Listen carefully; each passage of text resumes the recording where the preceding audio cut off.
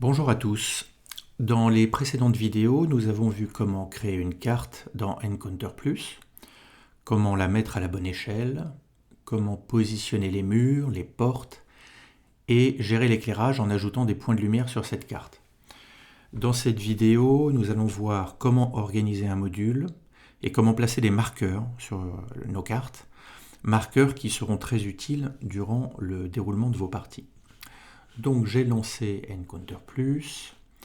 On va ouvrir, aller chercher, je vais dans Library, on va aller chercher un autre module pour varier un peu les plaisirs. Donc je vais prendre pour cette démo un module que j'ai créé dans Encounter+, qui s'appelle la Citadelle des Ténèbres. Et on va venir charger une carte, c'est un module dans lequel il y a deux cartes. Un étage qui s'appelle la citadelle et un sous-sol, et on va venir charger ici la carte de la citadelle. Voilà.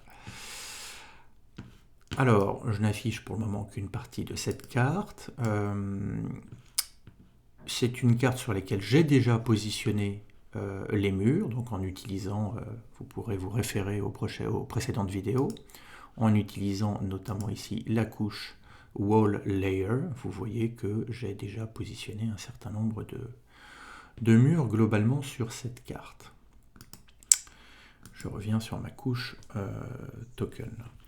Alors, comment est-ce qu'est organisé un module? Vous vous rappelez, si je reviens sur mon module, vous vous rappelez que un module est composé de pages, voilà, de cartes que j'ai ici rangées dans un répertoire cartes. Donc il y a nos deux cartes.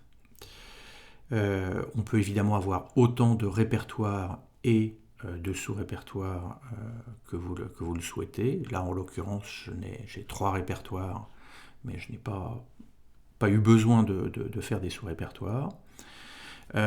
Et un point important, donc on a évidemment potentiellement des rencontres. Vous voyez, donc là, ça c'est pour le biais de la démo, j'ai mis une rencontre, mais on y reviendra. Donc on a ici nos cartes, des pages, et puis des répertoires dans lesquels on va retrouver d'autres pages, des cartes, des rencontres, comme on veut. Un point important sur lequel je n'avais pas véritablement creusé, c'était la notion de lien. Et comment est-ce que l'on peut créer des liens au sein des pages? Alors, j'ai ici créé une page qui s'appelle Démo, vous voyez, et dans lequel j'ai simplement ajouté un certain nombre de liens qui représentent la plupart des liens que l'on peut créer au sein d'une page. Donc, on peut par exemple créer un lien vers une page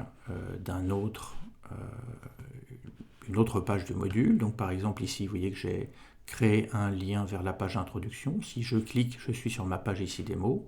Si je clique sur la page intro, j'arrive automatiquement sur la page introduction qui est en fait celle-ci. D'accord ? Donc je peux très facilement créer un lien qui me redirige vers une autre page, qui peut être une autre pièce, la suite de l'aventure, etc. Je peux aussi aller évidemment vers une page qui est dans un autre répertoire. Donc là, je clique et vous voyez que j'arrive vers une page qui s'appelle 21 Salle du Trône, qui est en fait une page qui se trouve dans mon répertoire Citadelle. 21 Salle du Trône est ici. Et donc, je peux très facilement créer un lien vers une page qui se trouve dans mon arborescence où qu'elle soit et y accéder à travers cette page. On peut aussi créer une page qui pointe vers un autre module. Donc là, je suis dans le module Citadelle des Ténèbres. Et là, j'ai créé un module, si je reviens un peu en arrière, vous voyez, j'ai créé un module ici qui s'appelle Manuel des joueurs, dans lequel j'ai mis un certain nombre de règles. Et je peux très bien, lorsque je suis ici dans une page de l'un de mes modules, pointer aussi du coup vers une page d'un autre module. Par exemple, si je clique ici, j'ai créé un lien vers en fait la page principale de mon manuel des joueurs. Et donc si par exemple je ne me souviens plus de quelles sont les conditions ou les états lorsque un personnage est paralysé, bah, vous voyez, je viens ici, j'ai encore un autre lien et je vois comment est-ce que l'on gère globalement l'état paralysé. Voilà, c'est un exemple. Et à chaque fois, je peux revenir en arrière. Donc je reviens sur mon index, je peux regarder autre chose, et je reviens, si je clique en arrière, je reviens cette fois sur la page qui est dans mon module. Donc on peut, à travers des liens, également pointer sur des pages qui sont dans d'autres modules que l'on a créés. On peut évidemment créer un lien vers une carte. Donc je peux, vous voyez par exemple ici, si je clique, bah, j'ai ma carte qui s'affiche, que je pourrais ici venir charger à l'écran. On peut pointer vers une rencontre. Donc là, vous voyez que j'ai donné un intitulé sur ces gens, et quand je clique sur cette rencontre, ben, j'arrive vers une rencontre qui correspond à un certain nombre de créatures que je vais pouvoir là aussi, en cliquant sur ce bouton, charger globalement sur la carte pour gérer cette rencontre avec mes aventuriers. Et on peut également créer un lien vers une entrée du compendium. Donc pour rappel, le compendium, c'est là qu'on va avoir l'ensemble des créatures, l'ensemble des sorts, l'ensemble des objets, ainsi que d'ailleurs les fiches et les tokens des joueurs. Donc par exemple, si je veux cliquer, faire un lien vers une créature du compendium, ça pourrait être j'ai repris d'ailleurs un texte descriptif d'une des zones dans la citadelle des ténèbres. Donc dans son état actuel, le prêtre des dragons est plus lent et plus faible qu'un trou normal, et vous voyez que les mots prêtre des dragons sont surlignés. Quand je passe dessus, j'ai une petite main, ça m'indique que c'est un lien, et en fait j'ai créé un lien entre le prêtre des dragons et la fiche correspondante que j'ai créée dans le compendium. Et donc on arrive très facilement sur la fiche descriptive de la rencontre auxquelles vont faire face les joueurs. De la même façon, pour un sort, donc j'ai repris là également une description qui existait dans le module, pardon.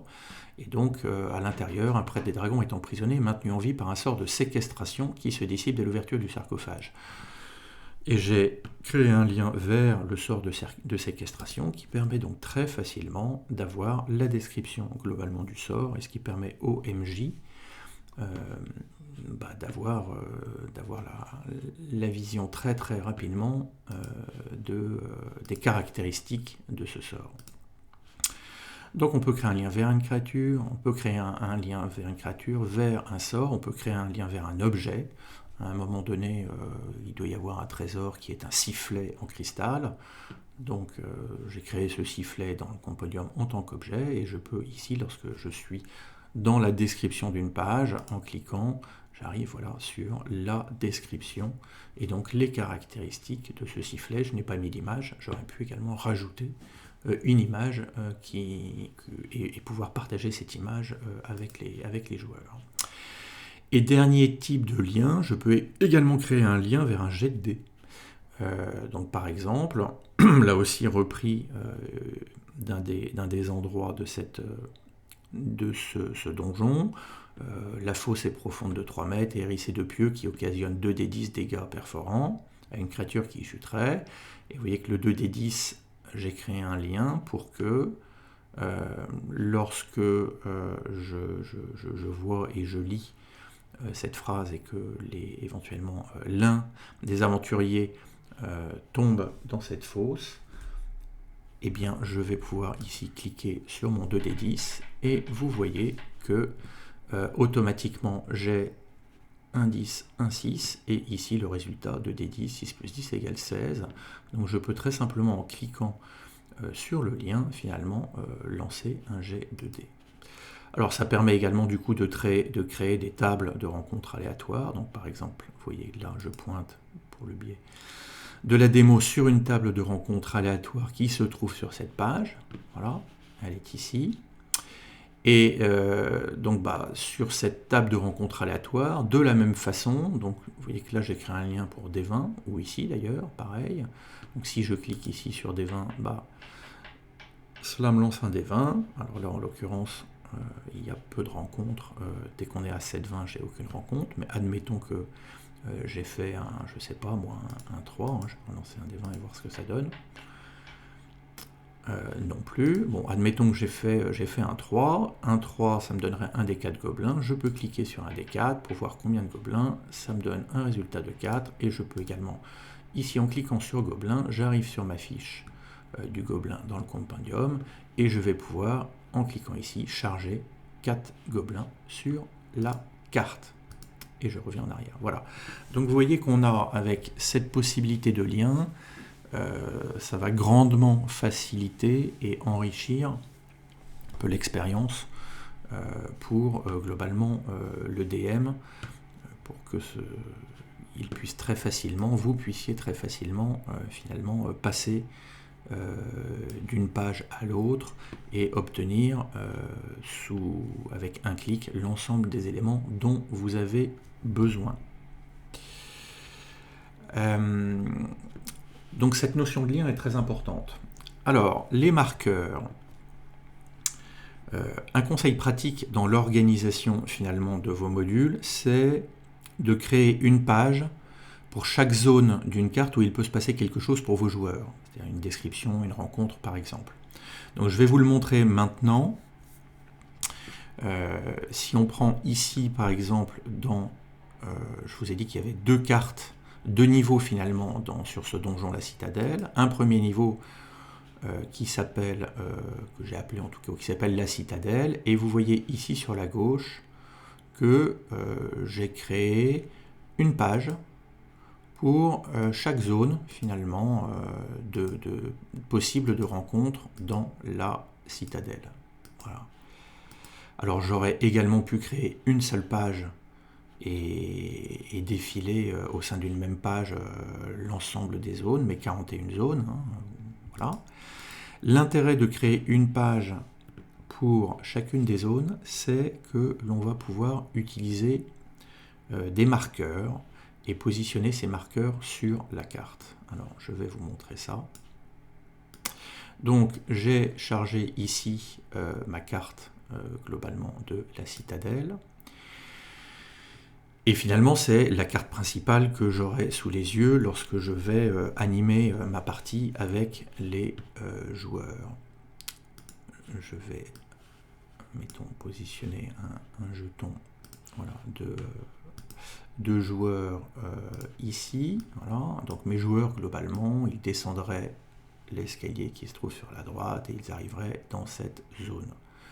Pour le biais de la démonstration, je n'affiche pas l'éclairage dynamique des murs, on n'en a pas besoin. Alors, comment est-ce que l'on va je vais continuer à compléter ma carte pour me faciliter le jeu derrière.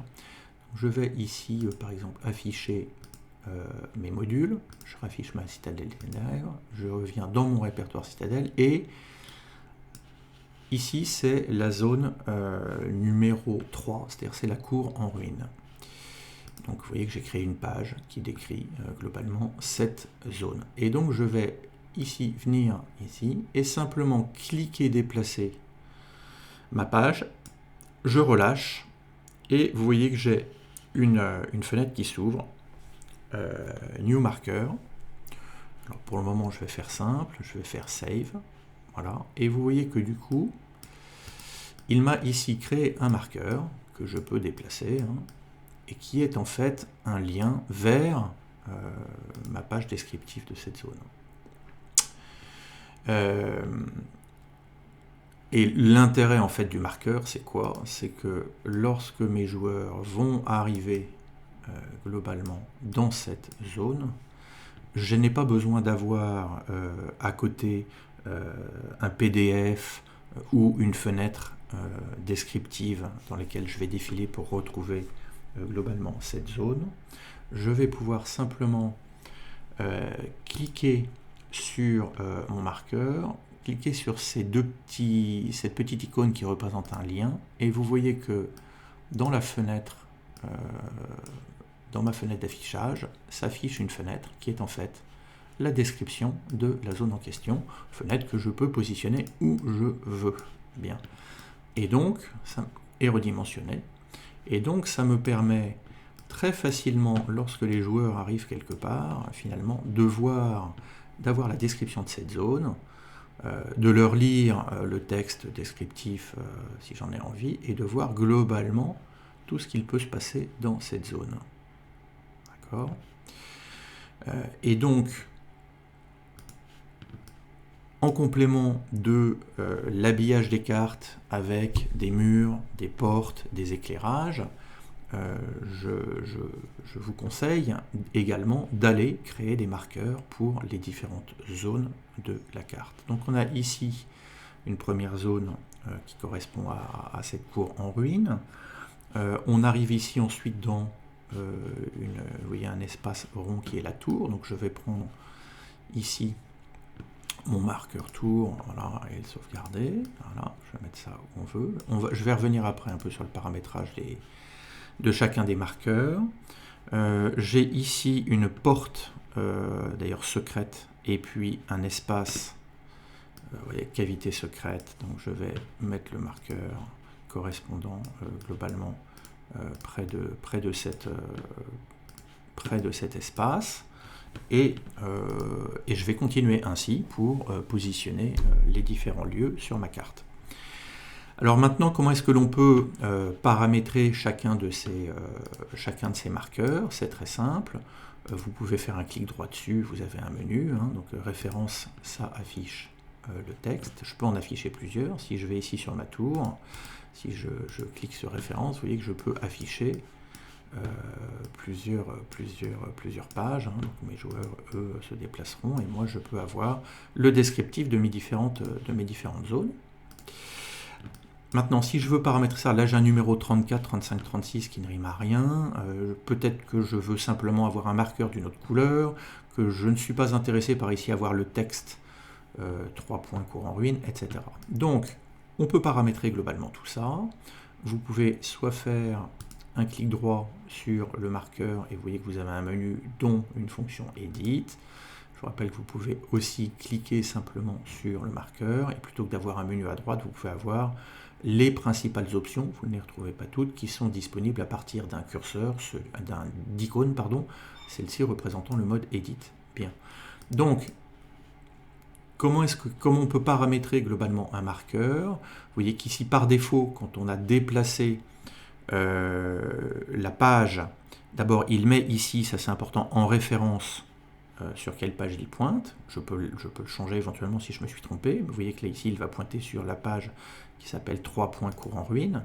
Si je clique ici sur mes liens, je pourrais très bien revenir dans mon module, rechercher ici, ouvrir mon champ et dire en fait non, c'est pas ici la cour en ruine, c'est l'escalier. Voilà. Et donc, là maintenant, il pointe sur l'escalier. J'ai changé ici la référence de mon lien. Ensuite, qu'est-ce qu'on va pouvoir changer? Alors, on peut changer la forme. Vous voyez qu'ici, on peut changer la couleur. Donc, par exemple, ici, si je veux un marqueur qui soit noir, je vais sélectionner le noir. Si je ne veux pas d'étiquette à l'intérieur du cercle, je peux ici le supprimer. Et vous voyez qu'ici, donc j'ai choisi un marqueur noir et j'ai uniquement le titre globalement qui s'affiche au-dessus. Je reviens sur Edit. Moi, ce que je fais généralement, je vais supprimer le titre, indiquer ici mon numéro généralement de page, enfin en tout cas ce à quoi ça correspond dans le livre, dans le PDF, ou en tout cas ou sur la page qui reprend la description de votre aventure. Tiens, je vais remettre le correct, c'est la cour en ruine. Voilà, alors par défaut quand on sélectionne, il remet le titre. Voilà, donc généralement moi souvent je fais les choses comme ça, c'est-à-dire que je mets simplement un numéro en label encadré. ce qui est assez simple, ce qui ne prend pas beaucoup de place. On peut également ici changer la taille. Donc, vous voyez que là, c'est un marqueur qui est en taille petit. Je peux choisir 4 tailles. Voilà. Donc là, il est médium. Je vais prendre large.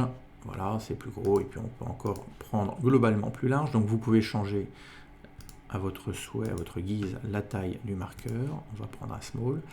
Et vous pouvez changer le type de marqueur. Donc ici j'ai pris un cercle. Je peux également choisir un marqueur, voilà, qui est un, je vais le mettre en rouge. Ça sera plus visible sur la carte. Vous voyez, voilà, vous pouvez également choisir une forme de marqueur qui est celle-ci. Vous pouvez choisir une forme de marqueur qui est un, voilà, un pin, c'est-à-dire un truc comme ça, là. Je sais jamais, voilà, je sais jamais où cliquer quand c'est ça. Voilà, celle-ci. Et vous pouvez également choisir comme marqueur simplement le fait d'avoir une étiquette, ce qui va permettre de mettre je mets un texte. Voilà, et donc simplement d'avoir un texte qui s'affiche sans marqueur particulier. Je vais revenir sur mon marqueur simple. Je veux que ce soit un cercle avec ma référence. Voilà. Et par défaut, ces marqueurs, vous voyez, si je clique ici sur l'icône d'affichage joueur, ne sont pas visibles évidemment par les joueurs. C'est uniquement visible par le MJ.